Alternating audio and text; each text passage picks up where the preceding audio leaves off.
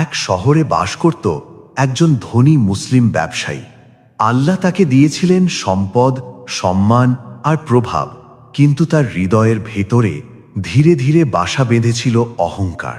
সে নামাজ পড়ত, দানও করত, মানুষ তাকে ভালো বলতো, কিন্তু তার অন্তর বলতো, আমার দয়ার কারণেই ওরা বেঁচে আছে। হঠাৎ একদিন অসুস্থতা এসে তাকে থামিয়ে দিল। ডাক্তার শুধু এটুকুই বলেছিল, সময় খুব বেশি নেই। সেই রাতে ঘুমের ভেতর সে নিজেকে দেখল একটি নীরব কবরস্থানে। চারদিকে অন্ধকার, হিম শীতল বাতাস আর বুকের ভেতর অজানা ভয়। হঠাৎ এক কণ্ঠ ভেসে এলো, তুমি কি নিয়ে এসেছ?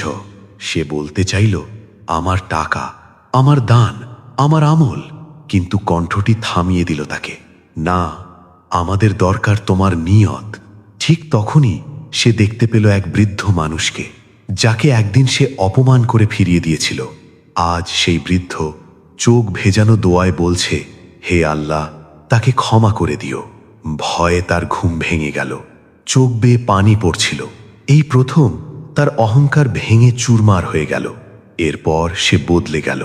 দান করত কিন্তু কাউকে জানাতো না, সাহায্য করত কিন্তু মাথা নিচু করে, আর সব সময় বলতো, আল্লাহ যদি আমাকে না দিতেন আমি কিছুই না। কয়েকদিন পর সে দুনিয়া ছেড়ে চলে গেল। মানুষ বলল, সে ধনী ছিল না, সে ছিল সৌভাগ্যবান।